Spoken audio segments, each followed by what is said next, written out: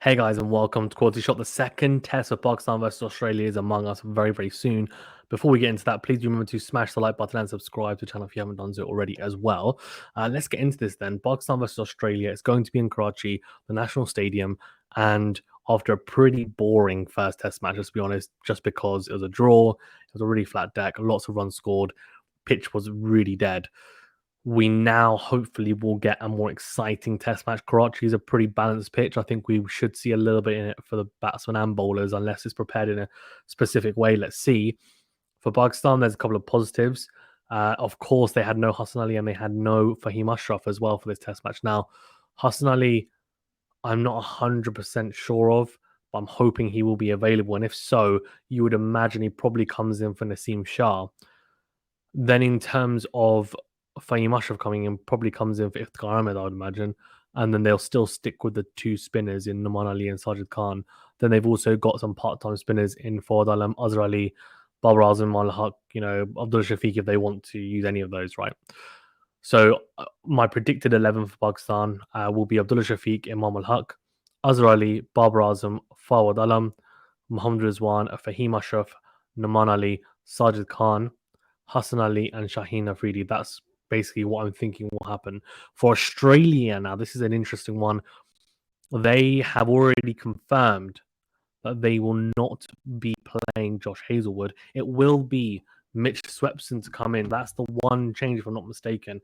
I'll just confirm as well. So that's interesting. They obviously feel that friendly and as flat as that previous pitch. No doubt we will see something in it for the spinners, a little bit more anyway, in it for the spinners. And I think in the previous game or test match, anyways, I think they missed a trick by not picking that extra spinner. Interestingly, I think it is slightly interesting they've dropped Josh Hazelwood. He is Mr. Line and Length. I personally would have veered away from Mitchell Stark. Now, the only issue with veering away from Mitchell Stark is the fact that he gives you that left arm angle, which is very different. And of course, with a new ball, he can be devastating. And the ball will swing in the first couple of overs for the most part. So they've already actually confirmed their 11. So it's David Warner, Usman Khawaja, Marnus Labuschagne, Steve Smith, Travis Head, Cameron Green, Alex Carey, Mitchell Stark, Pat Cummins, Nathan Lyon, and Mitchell Swepson. So he's a leg spinner, of course, wrist spinner.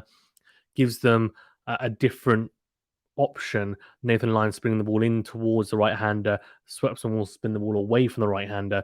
And of course, he has a very good red ball record as well. And I think it's been a little bit of patience, I think, on his part, because I think he's bowled very well in the Sheffield Shield, if I'm not mistaken. And for him, at 28 years of age, spinners do have longer careers than most, but he would have been hoping to make it as soon as possible. So yeah, you can just have a look here. 154 wickets in 51 matches, an average of 35, which is not bad. Strike rate 59, which is pretty good, and economy of 3.46, which is slightly expensive, I would say. But he's obviously in there to take wickets, and as a leg spinner, that can happen.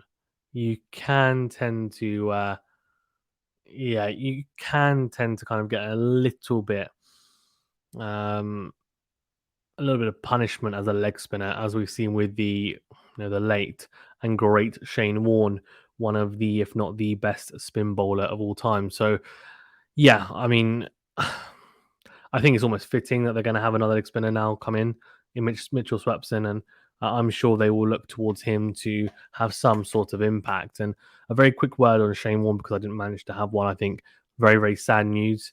And he is a legend. I think I need to sit down and look through, his matches and his history properly, and maybe do a specific kind of like testimonial video for him, because I think he is a great, no doubt, and in some people's eyes, the greatest. Actually, in some people's eyes, in others, the greatest spin bowler. In others, he's just one of the best to ever do it. And whatever you think, he's a great, right? It doesn't matter whether you think he's the best, not the best, doesn't matter, right?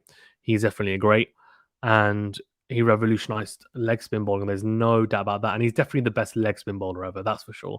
The flipper was just, or Zuta, fantastic delivery. And I myself, as someone who, as growing up, If anyone's seen clips of me, will know that I'm more of a batsman. But growing up, I did bowl a lot of leg spin, and I in the nets. That's why I bowled.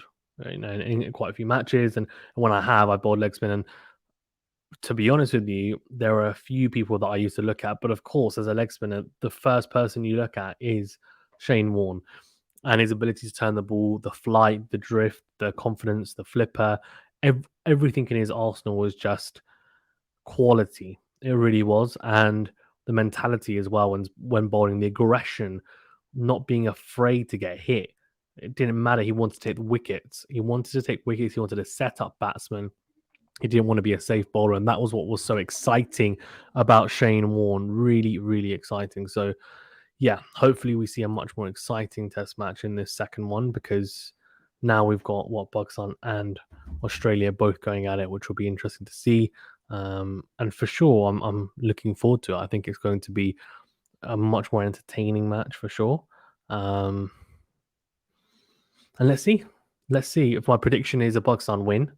I did predict 3-0 in the series, and obviously that hasn't happened. So I'm going to go 2-0. I don't see Australia beating Pakistan in Pakistan, but we shall see.